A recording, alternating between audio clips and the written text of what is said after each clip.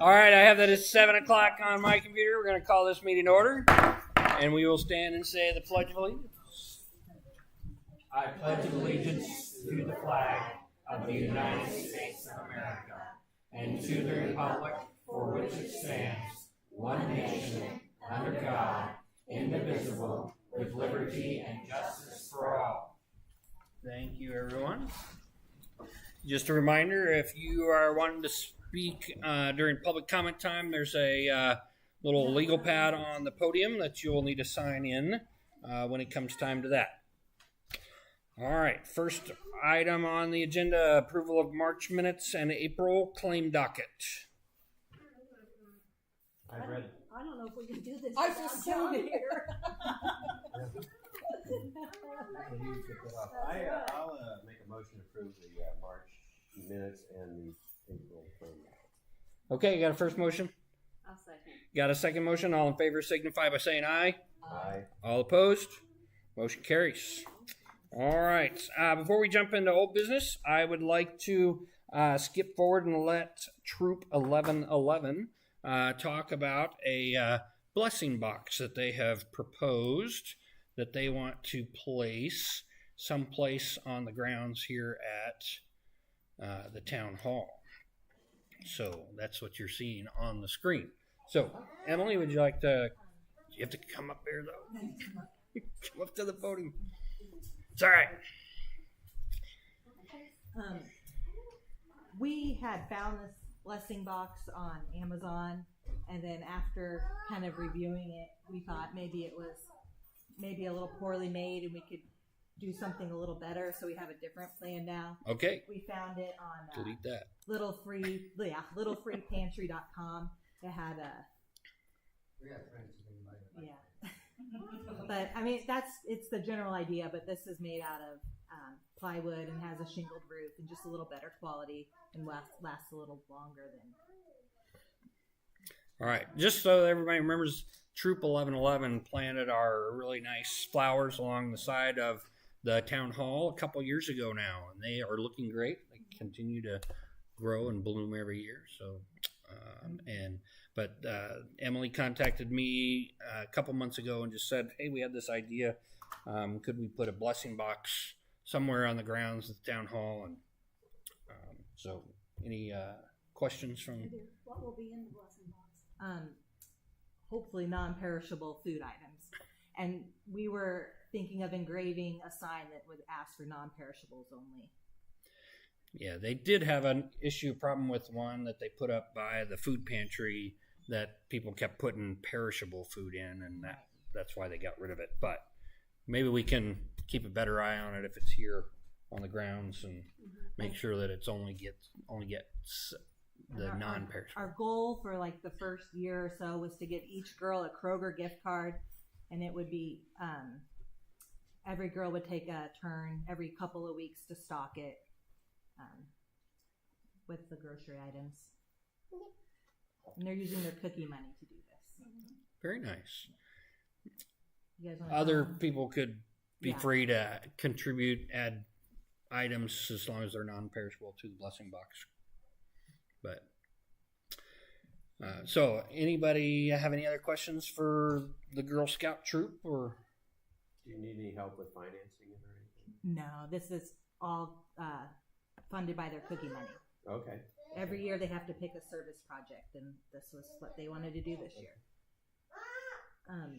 Can I ask now, like, would you want it like on a post or like a movable platform, or would you need to think more about that or talk more about it later? Well, what do you envision it being? Where do you envision it being? Somewhere where we just walk up on the sidewalk, or does it need to be up here on the? It really doesn't matter. By the parking lot, maybe. Yeah, I'm gonna be the one probably building it, and we're suggesting we'll be another Girl Scout day. We're gonna be in a 6x6, 3 foot in the ground, concrete. We want to make it sturdy. We're making that a 3/4 inch treated plywood. I mean, we want to build something that's gonna last, like the Amazon one. Don't know exactly, but there's a good possibility it'd be like IKEA wood and stuff like that. Something that's not gonna last. Yeah. We want to make it good, sturdy when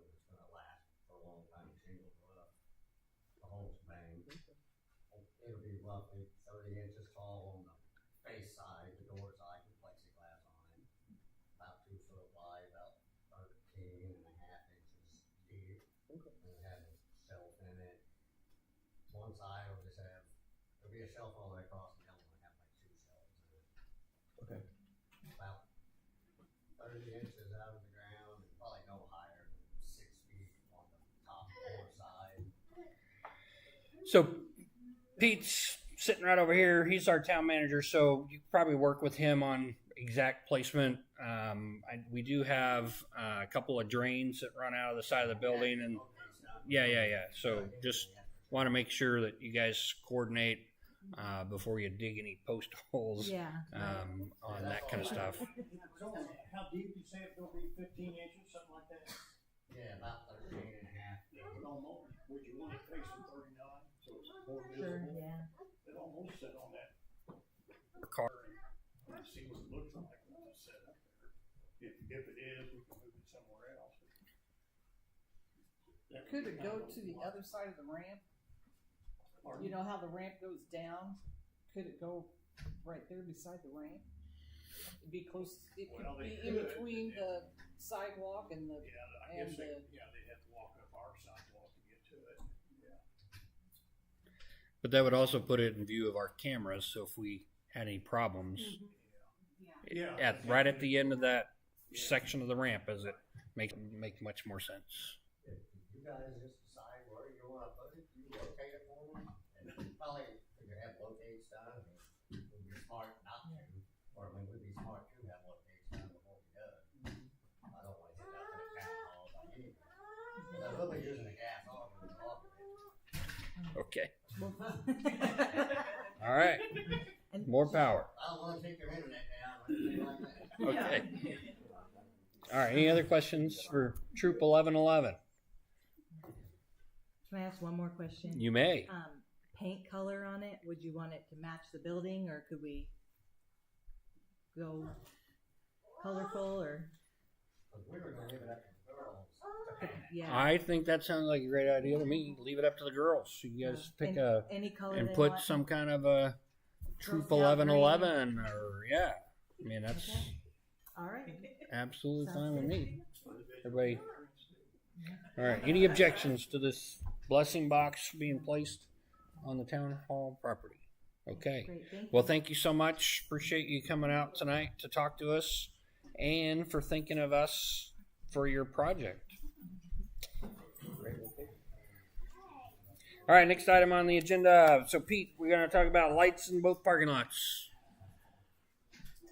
Okay, I got a hold of Duke, and I asked him, I was kind of concerned about the lights on the house, once they get all the lights up.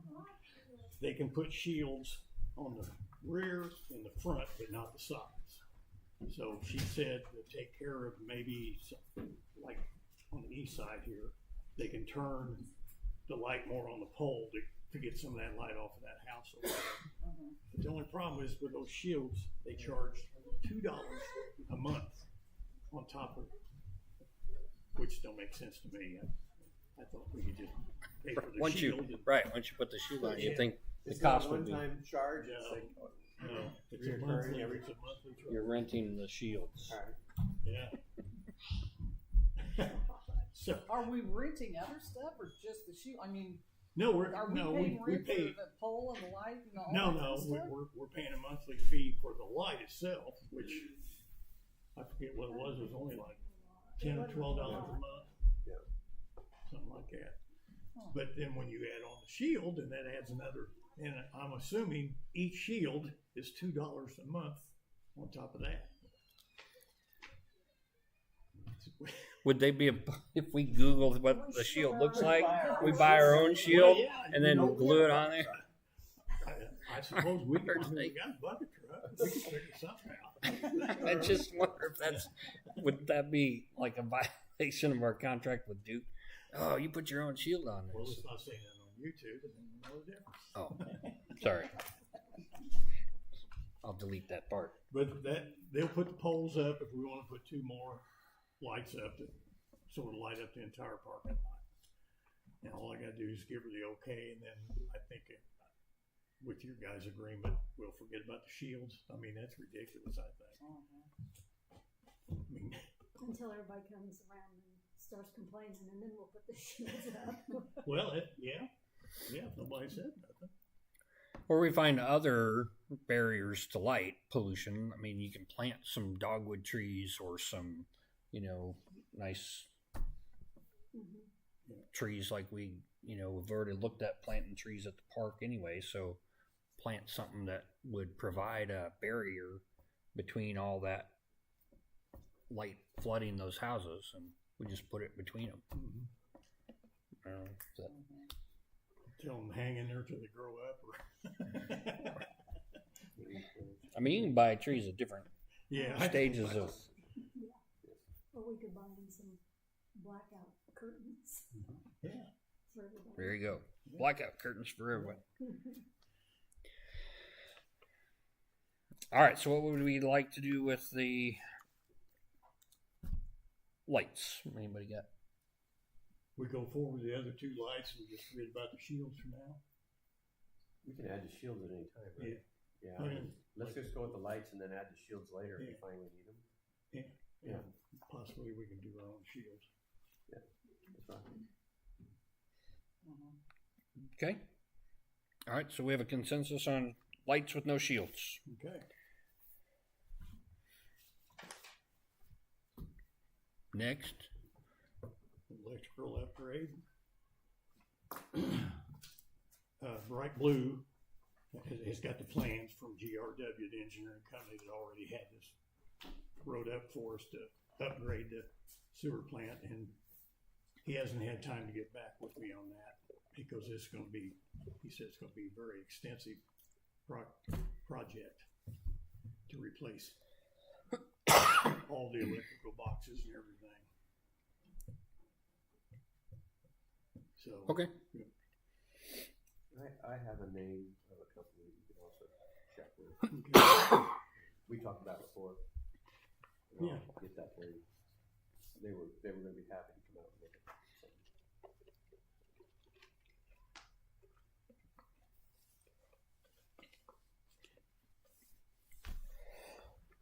it. Excuse me. All right. Any other questions on that? All right. Next. Christian Church project. He's here to answer questions if you have any. All right, so Pete has provided some paperwork on the church. Took the liberty of going out and getting a bid from a company.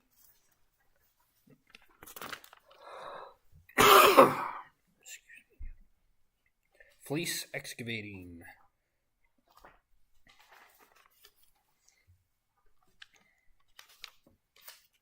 Now, I will say that I heard back from the county engineer, Mr. Ayers up there, and then our engineer at Banning Engineering. They were both pretty, they were not vague about no way we would ever approve something like this because of the hydraulics of that open ditch allows much more water to flow freely than closing it, even with a 24-inch pipe. But that was their professional assessment, is that they wouldn't want to close that up. The other thing is that I went and sat up at the county records office in their little room with looking through all of the easement stuff. And while I have a good suspicion that the town probably dug this ditch, I cannot find a single record that suggests that we actually did. There's nothing legally saying that we created or purchased an easement across that property and that we did the ditch. The only thing that says we probably did is that 8-inch pipe where this ditch starts. There's an 8-inch pipe there that comes from someplace. I have no idea where, but it's in the property that's kind of catty corner to the northwest of the Clayton Christian Church. And then the ditch starts there in that person's yard, and then it kind of weaves over into Mr. Cooper's yard, and then it proceeds onto the Christian Church property, and then goes to 39, where you guys already know it goes. But and it's from aerial photos that I find, it was put in the mid-90s. sometime before you guys purchased the property, I believe. Yeah, we, can't remember the exact date we purchased, or exact year we purchased. We did the building on 2001 there. Bill Jameson remembers them digging that out at the time of our purchase. So it's just going off of his recollection. I don't know if he has seen any records of that being done. Like we stated before when we came in the first time, I've never seen any amount of water in that ditch, or even we have one culvert that's there that's probably a 30-inch culvert that we drive over the top to have access to the north side of our property there. We've never even had it a quarter of the way up there. And just as a reminder to you guys, reason for wanting to fill that in is it's a property upgrade. We're not able to really access the north part of our property very easily, and it's a safety hazard for us. It's a safety hazard for our kids that have a playground out there, even though that's fenced in. You know, we have that area coming in, and then we have a safety hazard of mowing up and around it.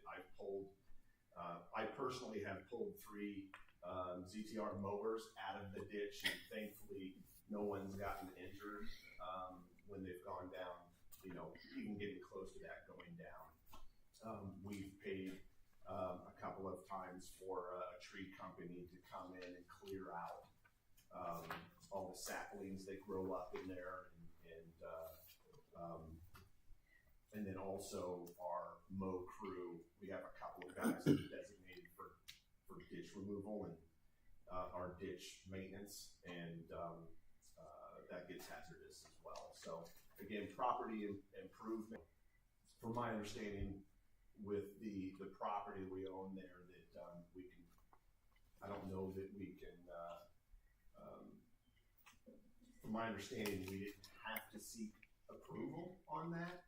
I'm not certain of that. I'm just that we wanted to partner with you guys and communicate any type of big thing that we were looking to do there. So I'm not certain of that, but that's just what I have understood from people we've talked to. All right, I apologize. Can you remind me of your name? Yes, Jason Owen. Okay. I'm the vice chairman. Gotcha. Right. At this time. Yeah, I just couldn't remember your name. Sorry. That's okay. All right. Okay. Anybody have any other questions from town council members for Jason? Okay.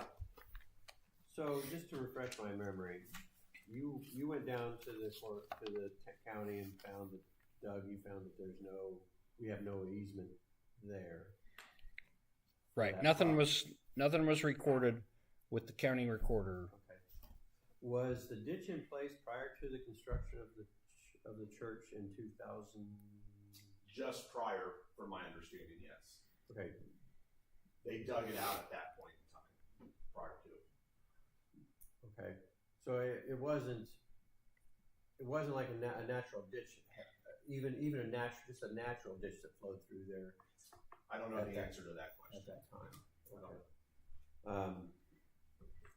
Do you know if the construction company or architectural company, whatever, that plotted out everything for the church, did they draw in that a ditch should be there?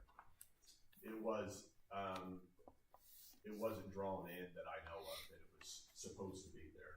No. Okay. Just worked around the ditch that was existing.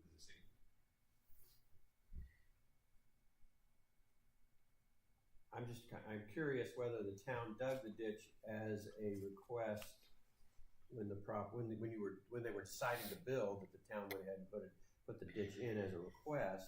It wasn't as a request from CCC or the member Okay. from CCC.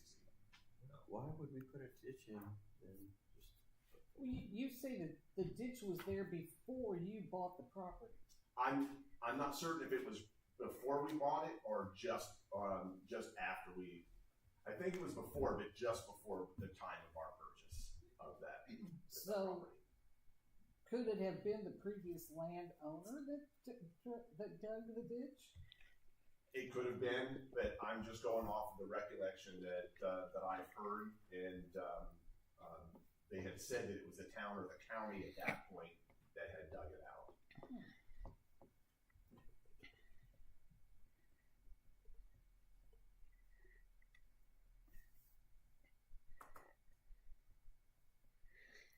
All right, any other questions or conversation on this? Can we find out who the previous owner of the property was and ask them to do some fact finding? When I went back on Beacon, it does not go past 2001. So there's no record for that I can find on Beacon, but maybe there's somebody else that has a way to research that type of a piece of information.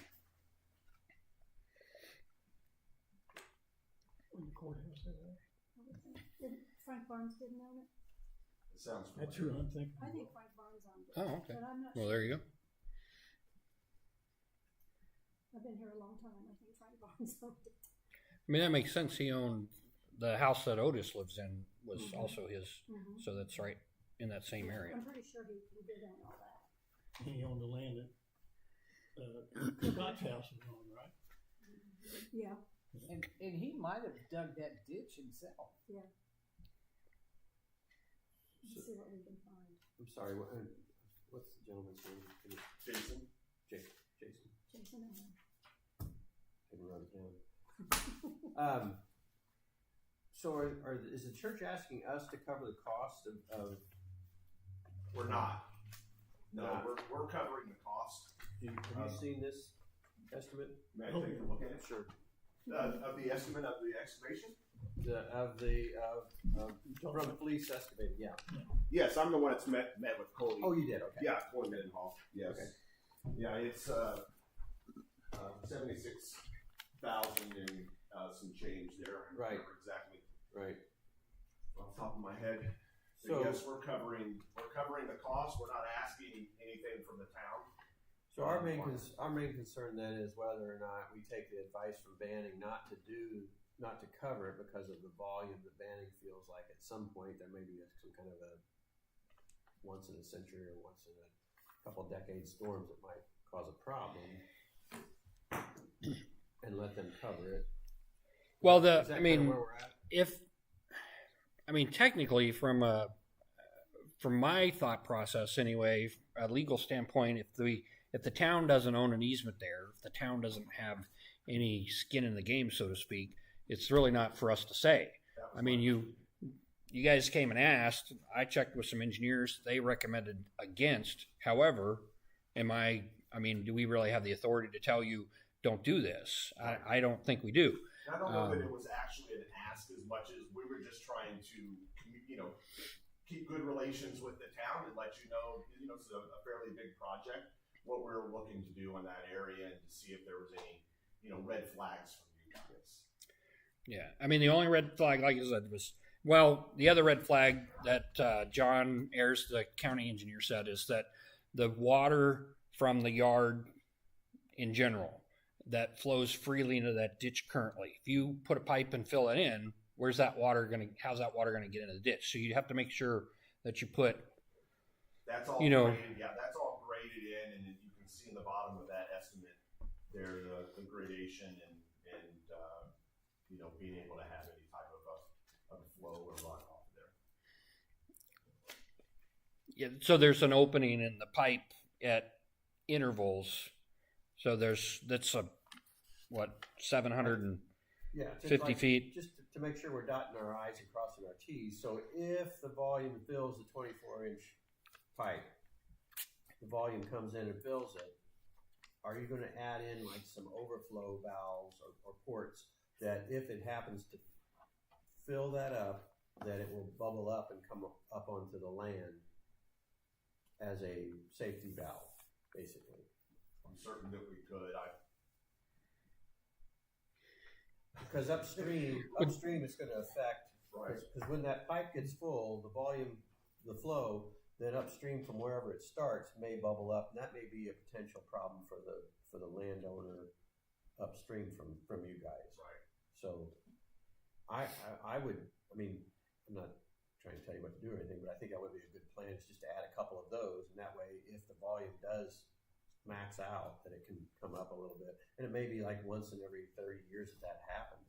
So Yeah, we have, and I hear you, and we've been there since 2001, and we've never had any type of a volume there at all. I mean, this is a pretty good sized ditch that's down there, and we've not had any more than a couple of feet of water, if that.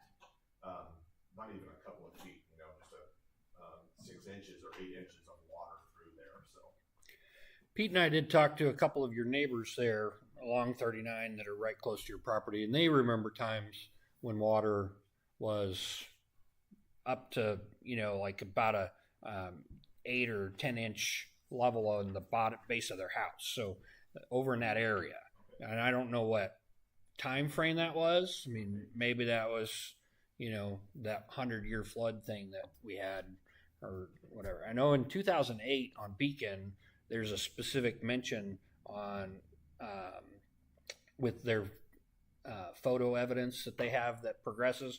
There's the flood of 2008, and then there's 2008 photos of that. So it's just one of those things that they signify based on property and potential property damage. But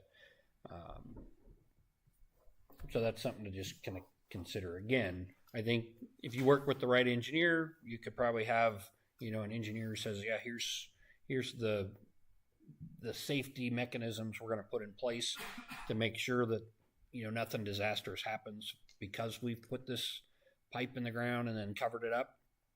I mean, some of those areas, this is going to take a lot of soil, because some of those areas we walked, the banks of that, have eroded back far enough.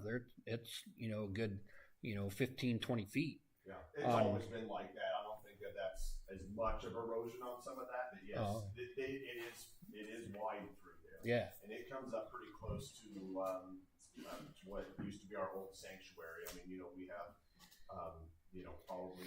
Yeah, when I was walking that area, I was like right next to the building and still right on the steep bank. So yeah, right. Yeah, it comes up pretty close there, and again, it provides a safety hazard. All right. Well, so my position as the town council president would be, we're not going to recommend for or against this. If you want to undertake this at your own risk, kind of thing, and we wish you well with the project, and I hope it doesn't cause any problems. But I don't know that we as the town can necessarily say yes, go ahead with it, or we can also, I don't feel, tell you not to do it, because again, it's not our property. I think it sounded like the engineers were kind of like hesitant to be able to recommend that, but they also didn't say, this would cause a catastrophic disaster if you covered it up. They didn't say that either. So, any other thoughts from anyone? I think we did our due diligence. They did their due diligence by talking to us, and so therefore we know it's something it's their plan to move forward with or not. So. And how close to Mr. Cooper's property are you going to start the west end of that pipe? We'll start on our property, just offside of his. Okay. Have you guys communicated with him your plans to do this? All right. Good. Just making sure. He's a church member. Okay. At CCC as well. All right. Just wanted to make sure that he was informed, and I don't know the other property owner where this ditch technically starts. Has there been any communication with that person, or should we? Not that I know of. Okay. I'm not certain where you're speaking of. Just west of Ron. So where the Christian Church property and Mr. Cooper's property meet up, there is technically the kind of the turnaround that was built by Dwayne Lane for Delmar Lane, but then there's also the property immediately to the north of Mr. Cooper's where that ditch actually begins. Like I said, there's that 8-inch pipe there at the beginning of it. Okay. where that starts from, I have no idea. But we were going to run our camera up there one of these days because we're curious where it starts. But there's a pipe in the ground, probably put in there by the town, but we have no records of it. I've never heard, and maybe you guys have, I haven't heard any issues that they've had with an 8-inch pipe up in that area either. You know. Yeah, we haven't either. So Flooded or going over. who knows? Again, we're just trying to keep good relations Yeah. with you guys, And I appreciate that. Yeah, thank you. I appreciate all the communication, and it looks like you guys have been doing your due diligence on researching what you can, and Okay. perfect. Any other thoughts or comments? All right, thank you, sir. Thank you. Appreciate it. All right, Pete, what's next? Michigan Street. Talked to Katie before the meeting, and we both agree we think the problem is taken care of. And unless there's a reoccurrence, we'll go back and visit it again. What do you got swallowed up? Nope. Excellent. I like it. No creatures came out? All right, Pete, you said you had a couple other things that you wanted to talk about while you're up here? I want to go over the town cleanup day. That was one of the reasons John called me, tell me he wasn't going to be here, and he got with Jenny, Randy, Denny, and he said June the 6th. Okay. So got that, yeah.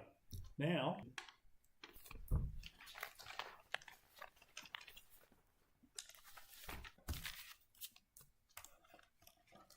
the walls that go up about 3/4 of the way over the two offices, that is to extend the walls to the ceiling.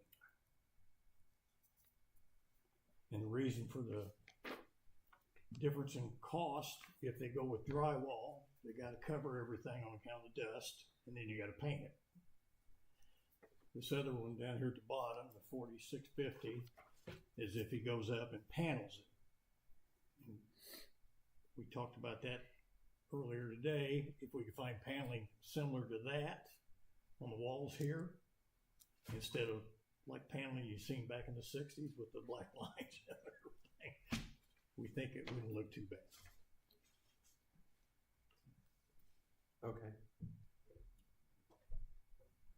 Why are we doing this? Sound, basically. Is about Training. lights. No. And so it was just, an interference with noise. And there are times when they have, meetings in both offices with different groups of people. And so the noise carries over too easily. So I just asked, can Chris give us a bid on how much that would cost to raise the walls up to the ceiling, so make those offices their offices that they have the freedom to have conversations. Also, Alexa won't yell time and temperature at us during meetings anymore. Those kinds of things just kind of make sense with closing those offices up so that they can take care of things without worrying about disturbing anybody else in the building. I can add to that because I had meetings out here with the different IT groups, and it was not that anybody did anything wrong, but like there was phone would ring and there was conversations going on, and people would come in, talk to Pete or talk to Jenny and Judy, and so our conversation flowed over into there just due to the openness of the whole thing. So it'd be nice, I think, to have those. You're talking about just closing off the two offices, not this right here. No. Correct. Yeah. Yeah, we wouldn't have a wall No. extension on the meeting room. Well, technically, this is the other side of Jenny's office, so this part of the wall would be I guess closed off. That part of the wall would not. Yes, it is, yeah. On account of the Well, then hallway. that might look kind of silly. Her office is bigger than the other Just leave office. it here and there. Yeah. Yeah, but I think he can make if he's doing this style kind of thing, he can make a nice corner there that'll look decorative. You would only notice it from sitting here looking back rather than sitting here. So you're not gonna put walls on all of them? Is that what you're saying? It wouldn't have any from this corner that way. On account of that hallway. Jenny's office is actually deeper than mine. Yeah.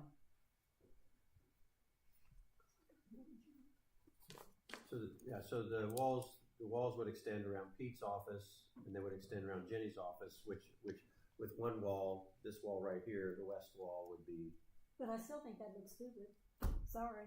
To come here and go that way and then that's open. Just saying what I We think. could ask. You know me. We could ask Stockwell. We could ask Stockwell to consider it across. That probably had another $1,000. Don't you think that's Yeah, silly? to I'm take it just up not getting where, I mean, if we're wanting to block off the rooms, you're not gonna do it over here? I mean, you're gonna hear it in your office then? No. No. See, the hallway separates this hall from Pete's office hall. Oh, okay. Because of the bathroom, Yeah. or whatever that is. somewhere? Yeah. We want to take on that? Do we want to get an additional amount from Chris to do the remainder of this section? Or do we want to have a corner right there that goes that direction? I guess go ahead and get the amount from to go all the way across. All right, everybody good with that? Okay, so get back in touch with Chris and remember when we talked about the storm drain problem on the Ader where Bruce Gibbs used to live? Okay. I went the very next morning after a heavy rain and took this picture. And since the road has been put a proper crown on it and everything, and right in front of that concrete slab where the little dumpster is, that used to be gravel. They took that out and seeded grass and everything. So, in my opinion, it's taking care of the problem. Because when Doug and I went down there and checked that before all that was done, before the road was paved and everything, that concrete was completely underwater. Where Bruce had that dumpster. So you're saying we don't need to take any action over there? In my opinion. Okay. I'll agree to that. It looks like that. That's right after it rains. Yeah. very good. Next item. And the last one, I'll let you. Oh, I got that in here someplace. So lots of legislation has occurred to change the way we do business here. And so last month I talked a little bit about House Bill 1001, which has to do with planning and zoning and reporting of all the things we do about housing. And so one of the key parts of this is every year Pete will have to submit a report to the Housing and Community Housing and Community Authority, I don't know, something. Anyway, he's got to submit a report every year to this authority with the state of Indiana about all the things that we do in Clayton related to building permits and why we approved a building permit, why we denied a building permit, information about what we're doing to encourage low-cost housing, and there's a large list of things that they require us to do. Now they're working on, although they haven't done it yet, but according to the Housing Authority, they are working on a web page that Pete could log in and just simply fill in the blanks. They don't have that yet. So that kind of spooked me a little bit. And last year we had looked at this iWork Applications, which is a software program that allows us to track all of our building permit issues, our inspections, our anything that Pete would have to do related to building and allowing people to request stuff from the Planning Commission. We felt like last fall when we looked at this first that the cost was not worth it because of the number of building permits that we issue. We don't issue enough building permits to really justify the cost. So with all the other added, expectations with this House Bill 1001, I was wondering if this software now might be worth it because it includes a lot of that information they're going to ask for. And so he can just collect all that data as he's issuing building permits and doing inspections, and then submit that all in one every year when he submits it to this housing authority. It just was an option that we looked at when we asked iWork to kind of give us this demonstration again and look over this. I hadn't seen the information that the housing authority was going to create a web portal for town managers to log into, or planning commission folks to log into to submit information. So it may still not be worth the cost of this if he can do it on that website that they create. But it just was something that he and I looked into and thought. I know other communities in Hendricks County use this iWork software, and they've all said when I reached out to them that they love it just because it's simple. Well, I'd say we wait until Pete gets whatever the states are. We're waiting for them to get their website or whatever it is up, and see if that's going to work for us instead of paying this extra money. Okay, they according to the bill that passed, the January 1 of 2027 is when this starts. So we do have time. It just was something that I wanted to get a jump on and look at. I know at our next week I'm going to meet with our planner from Banyan Engineering and talk about. She went to a conference that actually dealt with just this legislation and all the different expectations.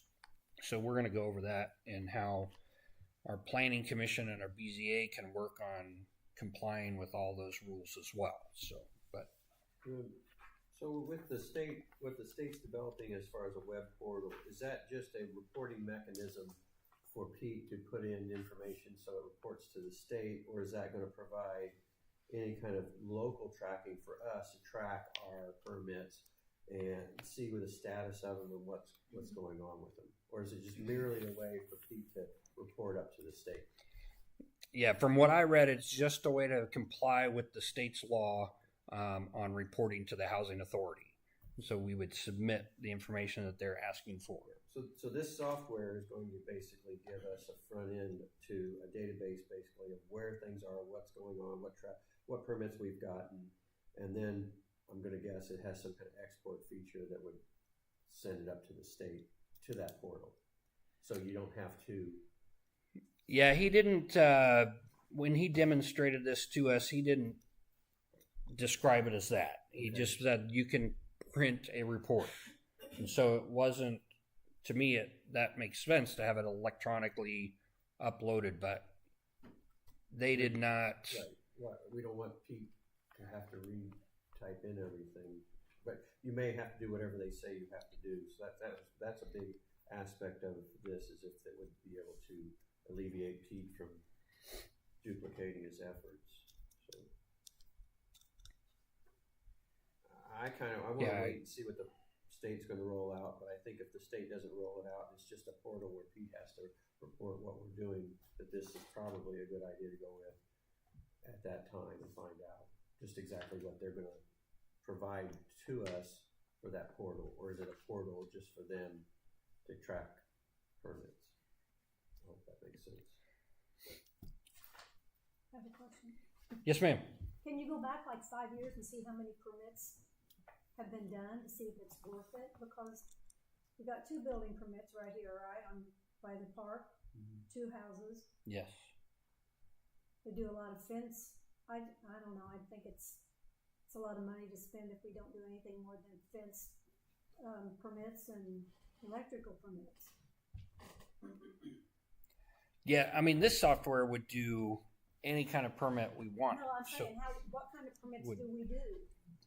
Well, like those houses over there, we had those building permits. We had a house down here on Zero who tore down a barn and then rebuilt it, so they had to have a demolition permit and then a building permit to build their new barn. And Okay. yeah, we don't do a lot of permits, so No, we you're don't. right. I'm just saying that was kind of what shied me away from this back in the fall. Is it's $4,000 a year for something that we're doing 10 to 12 permits every year. It is an ongoing record that we would keep. So if you wanted to look back and say, well, what permits did we issue 5 years ago? It would be easy to click on. Yeah. 5 years ago, here's how many permits we did and why. I wonder if you couldn't do that though with the portal that the state's gonna. Yeah, I don't know. They haven't even started to roll that out yet, so we don't know what it's going to look like. But I'd say we just. that information on, they estimated they would have this built by September or October at the latest. We'll all anxiously hold our breath to see if they do that. But That gives us, what, 3 months before sure, yeah. All right. Any other questions on that? And like I said, next Tuesday, I'm meeting with Mary from Banning Engineering, our planner, to talk about what she learned at the conference on that House bill and those kinds of things. I know last month I had asked you if you had any insight on that. Did you have a chance to really? Okay. It was a huge bill. It just had tons of stuff in it, but I thought it was. I mean, it really. I mean, it kind of puts a lot more pressure on local planning commissions to really beef up their game, basically, on here's why we're doing what we're doing related to housing in our communities and any developments. So. All right. Next item, Fire Protection District. Tonight, there was a meeting at the Hazelwood Community Center with the township trustee and the township board about the Fire Protection District that they have petitioned the county commissioners to form. And there's another meeting on the 23rd of this month at 6:30 again. And then May 7th, there's a meeting at 6:30. All those meetings, according to the post from Mr. Butler, is they're going to be the same meeting, same information, just told 3 different times. So we couldn't be there tonight because we're here, but the 23rd and the 7th are available for us to go to and learn about that aspect and what they're trying to create. So now I did also get an email from Mr. Monahan about our joint meeting on the 23rd of February. He said they were going to also that proposal and then give us an answer on what they decided on whether or not to go forward with the reorganization idea or stick with how things are now.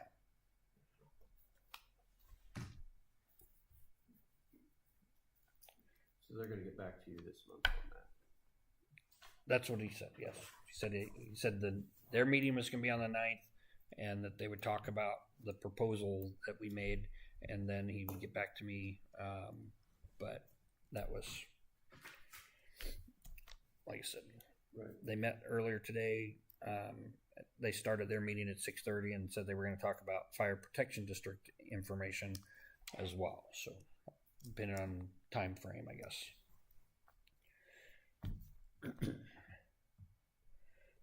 All right.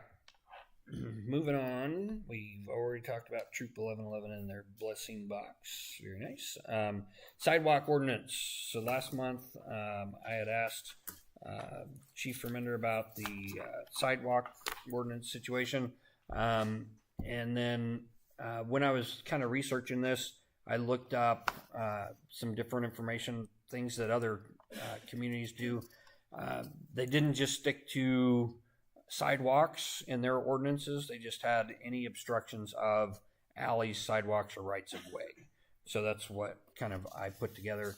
And just looking at this information, I sent a copy to Graham and Chief Remender a couple weeks ago, and I got a looks good comment back from Chief Remender, and that was it. So, but this would be something that does eventually end up in penalties if there's repeated violations, but it would start out with a like, hey, could you clear this sidewalk or clear this alleyway, and those kind of things. So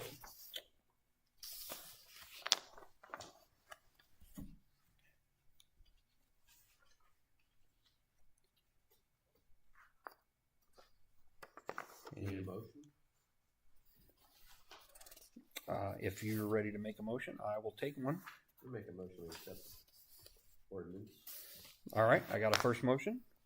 I have a question before we go any further. Okay. Graham's looked at this Yeah, I'll take a look at it.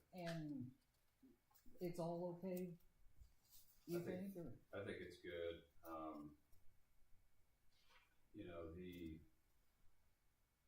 You got your penalty provision there. I think that's fine. The one, the prohibited acts for vehicles.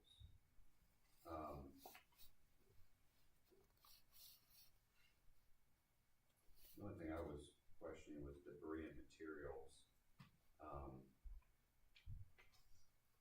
And how we go about enforcing that. I guess, has that been an issue in town where we get leaves and stuff up on the sidewalk and people can't walk through? Or specifically piling up trash, things that they're maybe putting there and thinking I'll get that taken care of, but it'll sit there for a week. Or we had a recliner over here on Ohio for probably 4 months that just they were hoping Waste Management would just carry it away, and they never did. So just sat there. Finally, I think, didn't you actually end up getting rid of that, Pete? Pete just went and got rid of it because it was just in the way. But yeah, that kind of stuff. I wasn't thinking leaves. Do you think that needs to be clarified? It's not. I mean, if leaves blow across your sidewalk, that's not. I mean, you can exercise some discretion too on what you're Right. I've seen occasion where people keep their trash containers on the sidewalk and it sits there for days and days and days. I mean, they took the trash out for the pickup and then it just sits there and it sits there and it sits there. So. Are vehicles the big issue? That's what you're really targeting? Yeah. Yeah, I know a lot of people walk the sidewalks in my neighborhood, and then if they come to a car that's parked on the sidewalk, they have to either go around into the yard or out into the street or those kinds of things. So, reason we spent money on sidewalks is for people to be able to walk on them. We've also had occasion where a shrub or a bush grows way out in front of the sidewalk, and I remember one place just down the road here was like that for like 2 or 3 years, and finally I think we had Jerry go in and just cut it back because it was you had to go out into the street basically to get around it.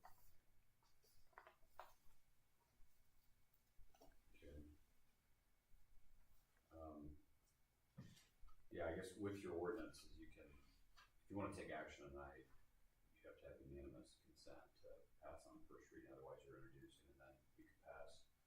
next month, if that's the way you wanna proceed. But yeah, I'm okay. I'm okay with this. All right. Since Councilman Coley's absent, we'll go ahead and let's consider this our first reading, and then revisit it next month for being able to pass it. Does that sound like a good plan for everybody?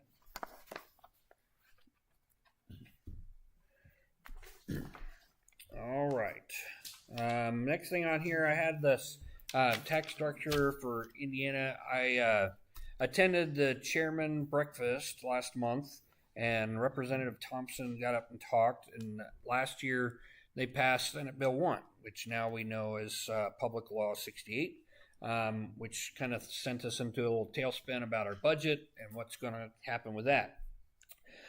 He talked about how that was kind of only the first step in what the Ways and Means Committee wants to do. And so he brought up the difference, and I sent this in an email to everybody, but he basically, the system we use in Indiana is the levy system. And he wants, and the Ways and Means Committee wants, to move us to a rate system. And his justification for that was, he said when they plugged in information into a computer to calculate taxes, if they changed it by 50% or doubled it or anything like that, it took the computer about 2 hours to calculate how everybody's taxes would change with the levy system.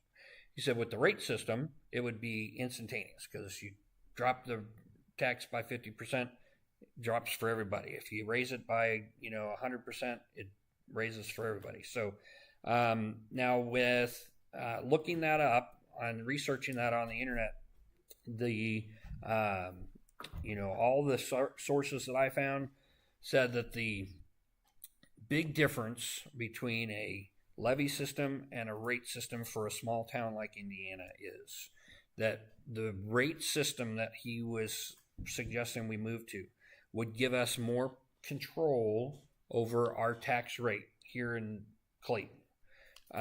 But he said it's very, it changes rapidly based on the market. And so while you have more control, you also can see bigger swings in your budget issues from year to year because of how the market could change your tax rate very quickly. So I like the idea of us in Clayton having more control over our tax rate, but I also kind of was like, okay, is it worth it to have the fluctuations that could happen because of that? And I'm not saying I'm for or against either one here. I just wanted to let everybody know that that's where things are heading with our state legislature if the Ways and Means Committee continues their plan.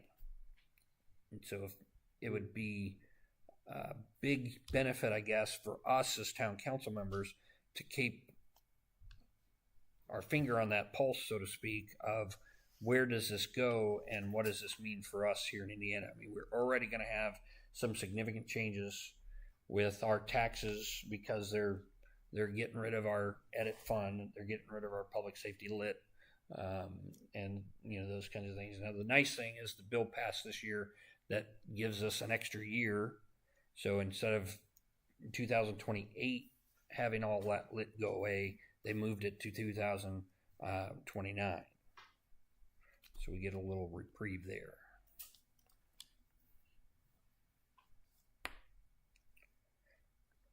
Anybody have any other questions on that email that I sent or any of that information? There's really not any action we can take at this point. This was an informational kind of an idea.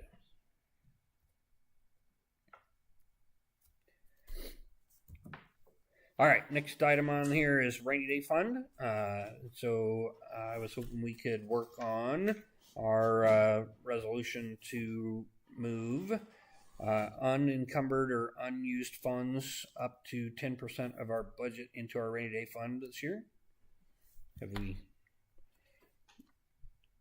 completely closed out 25 so that we're able to work towards that? We have to do a resolution each time we try to do this, right? Mm-hmm. Okay. So be around $51,000, right? Is that?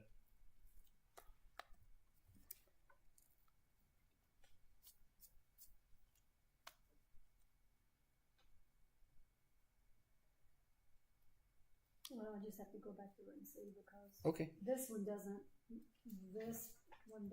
show it as, there's one that shows all, just sewer, just general. I'll go back through it. We'll have it ready at the main meeting. Excellent. You want the 10%? Any questions? You want up to, or you want the whole 10%?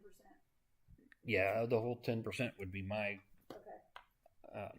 ideal number. Does anybody else have any other number they want to shoot for? Well, 10% is the maximum under the law. It used to was 15% for 4 years. The COVID, they increased it to 15% for towns, but then they shut it back down to 10% after.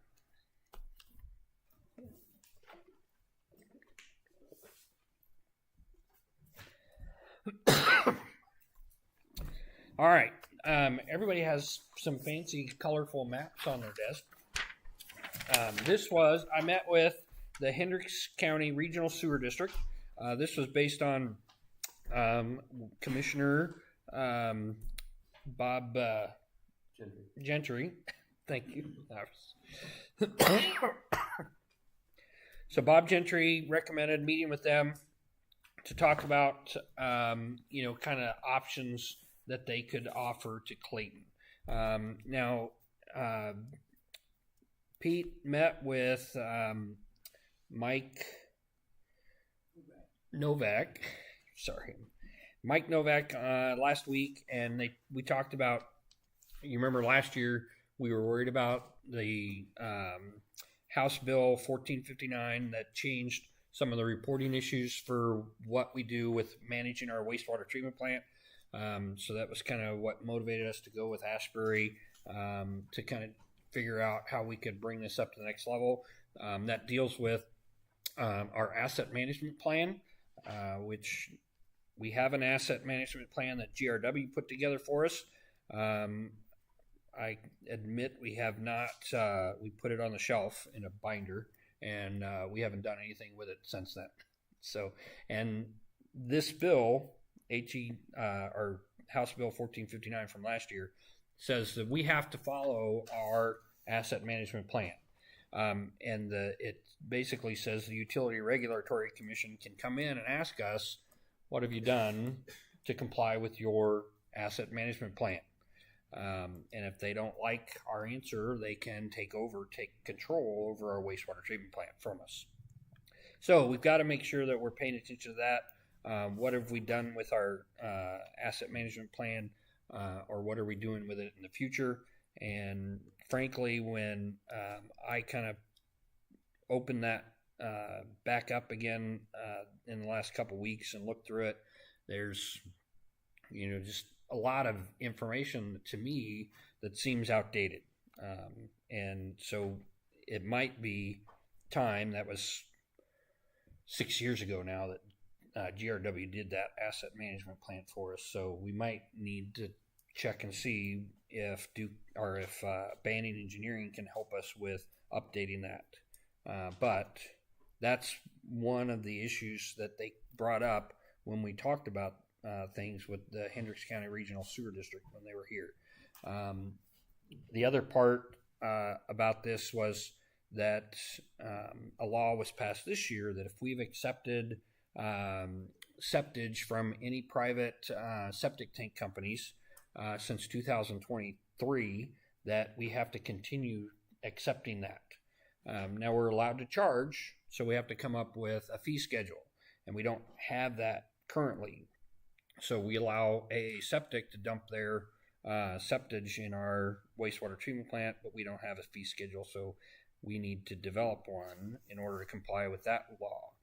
But it also says any sewer or any septic tank company that comes down the road and says, oh, there's a wastewater treatment plant, and they said they want to dump their load of septage into our tanks, that we have to accept it, and that we would have this fee schedule that we say, okay, well, here's how much it's going to cost you. So that has to be prearranged, though, right? It wasn't clear to me. It's not like a drive-up service. I don't know. I mean, it doesn't say that there has to be a prearranged contract. Just says you have a fee schedule, and if somebody comes up and wants to dump, that you give them this fee schedule. I could be misinterpreting it. I could be wrong. So right, but they can't readily get into our WWTP because they don't have access. Correct. So they would have to prearrange the ability to do Yeah, they would call the number on that gate over there and say, "Hey, can I deposit the septage here?" Does that beat them? No. I don't know who gets that phone call for that number that's on the gate. Who gets that phone call? All right. I never got one.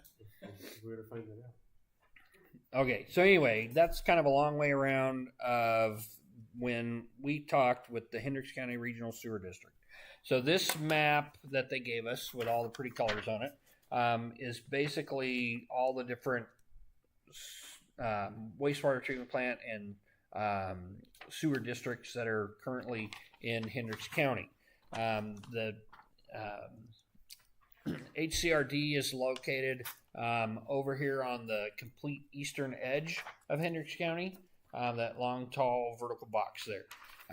But they also they have subterranean pipes all over the county. In fact, they have a 21-inch pipe that comes up from where the Hendricks County commissioners are building their wastewater treatment plant down here by the warehouses. And it comes all the way up 39 to just south of that Deer Creek Golf Course. So those are things that they kind of let me know that they already have available. Now, the motivation that Commissioner Gentry had for me to meet with them is that he wants the town of Clayton to basically provide an opportunity to the Hinkie development on 39 to become our customers for the wastewater treatment plant. So we would extend a pipe down there to their properties, and then they could choose to hook up and send their waste to us here in Clayton. They also said that while that could be an option, that they, since they're a Hendricks County run group, that they would not disrupt any other plans that Hinkie Development might have towards what they're going to do with their water and wastewater treatment plant stuff. So if Hinkie said no to their proposal, they would just drop it, and that would be the end of story. So there's no indication that Hendricks County Regional Sewer District has a green light from the developers that if we extend a pipe down there, they would accept. They would go, oh yeah, we'll hook up with Clayton. So that was one thing. The other thing they said is that they already have large sewer pipes in the ground that would be easier for Hinkie to hook up to, and so it would just be simpler, less money to hook up to the ones that are already there. They did go on to say that what they thought they could do for Clayton is to go through the process of doing an assessment on our wastewater treatment plant and our sewer pipes, get with the Indiana Utility Regulatory Commission a couple of appraisals on how much it's worth, and then they could purchase our assets from us and take over running it. So Clayton would no longer be in the wastewater treatment plant business. Everything related to that would be run by Hendricks County's Regional Sewer District, and they would get the reports from IDEM when they come and do an inspection. It would go to them and not to us. They would be in charge of hiring whoever's going to run the plant. To the Indiana Finance Authority for that loan that we took out, they would assume that as well. So that would all be part of the deal. And then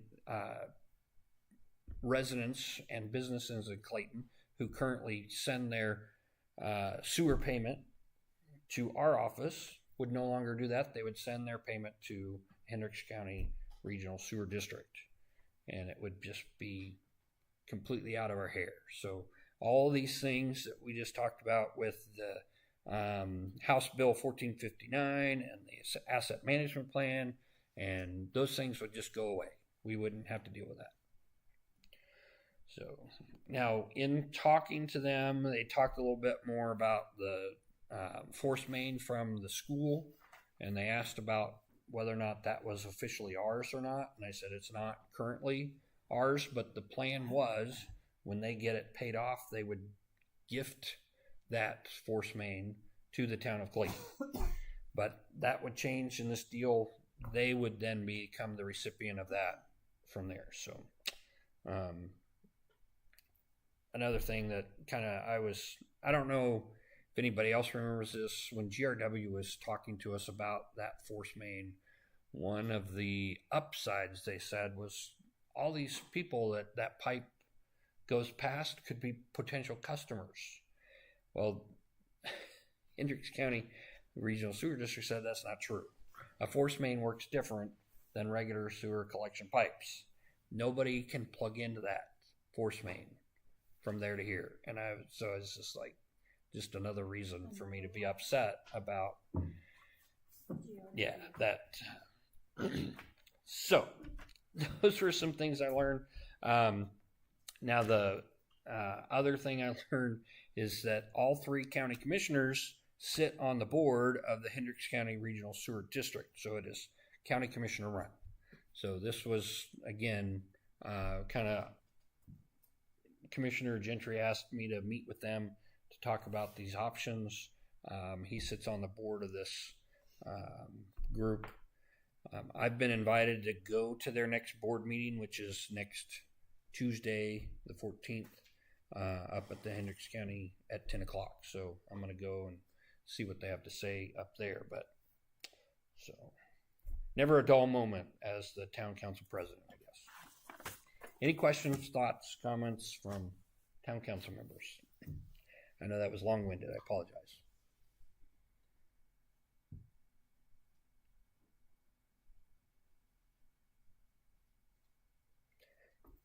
Okay.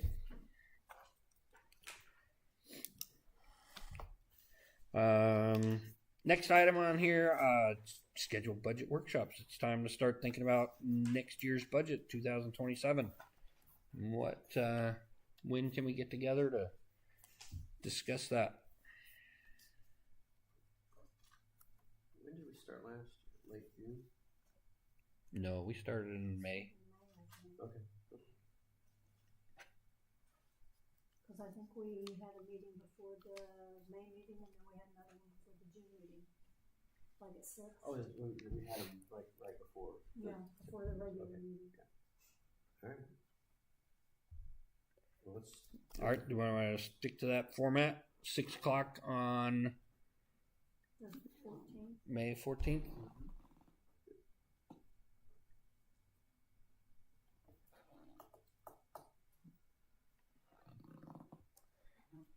yes. 6 o'clock, Yeah. May 14th, for our first budget session for 2027.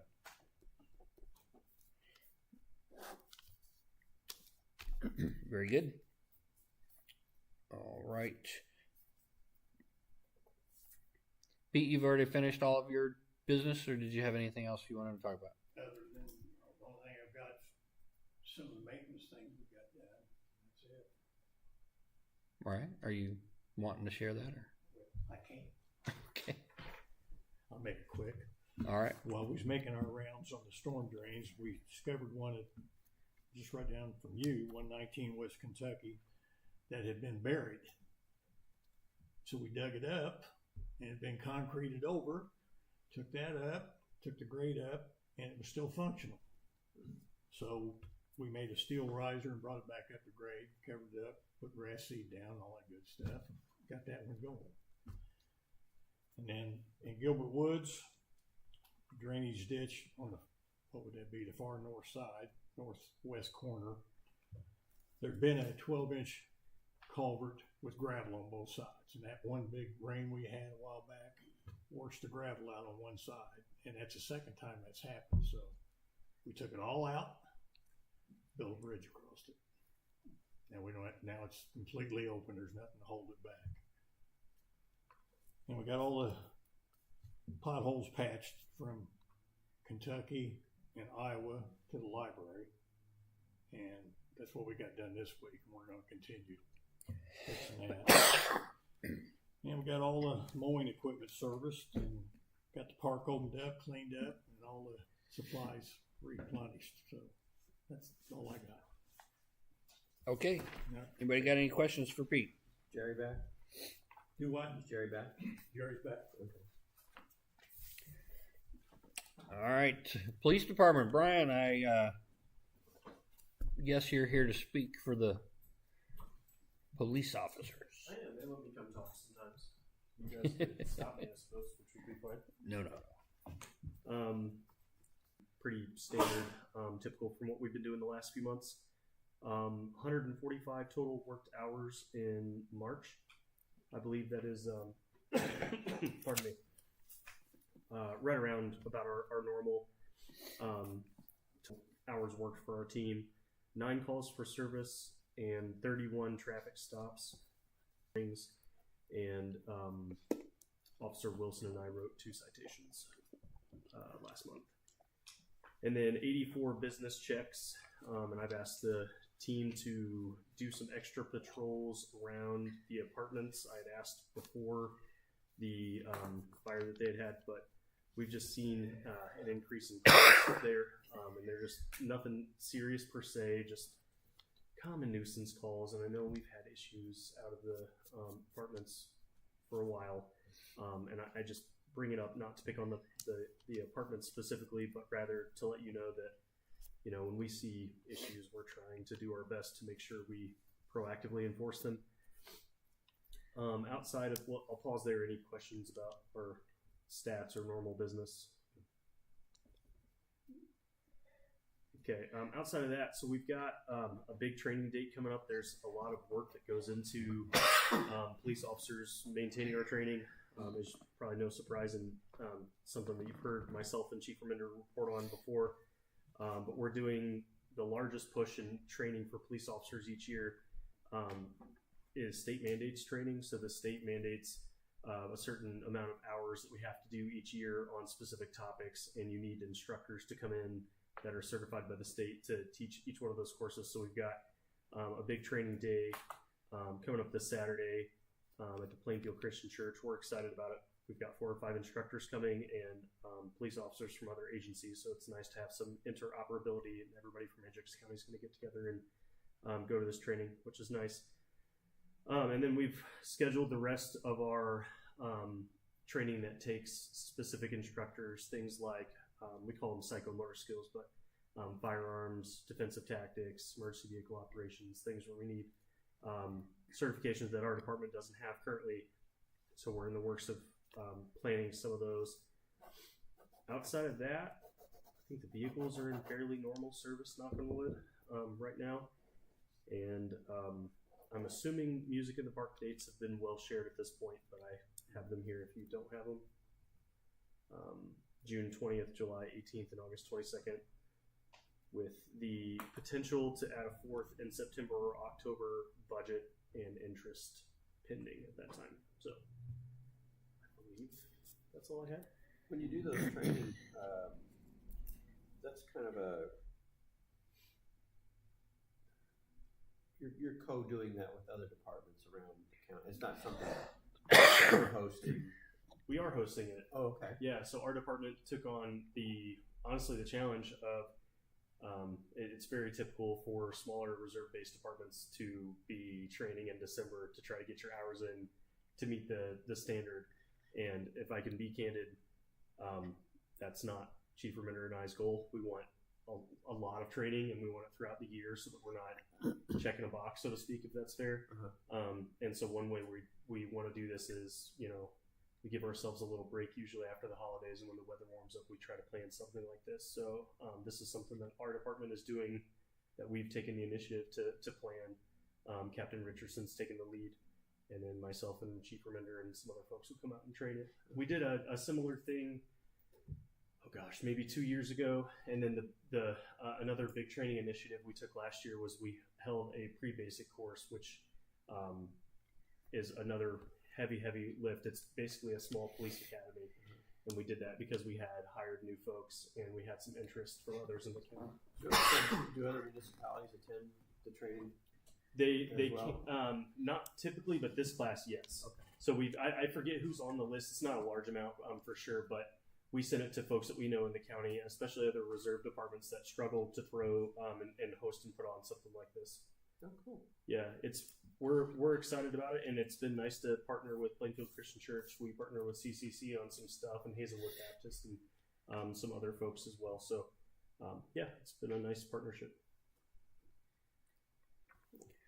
So I've noticed just today, as I was walking here, our privacy fence has been damaged.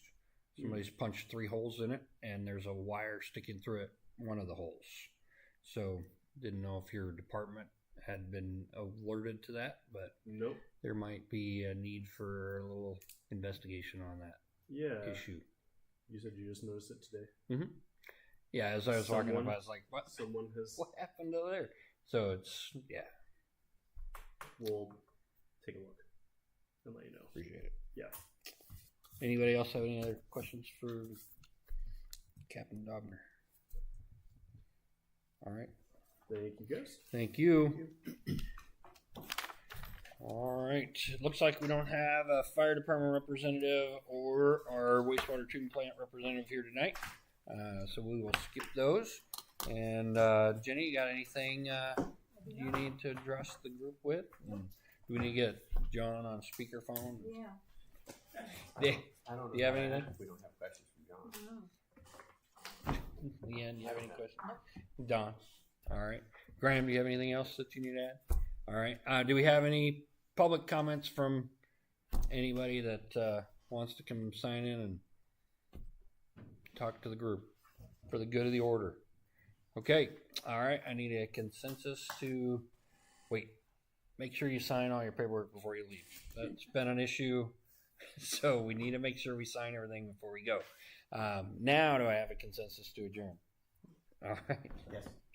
Consensus to adjourn at 8:25. Thank you everybody for your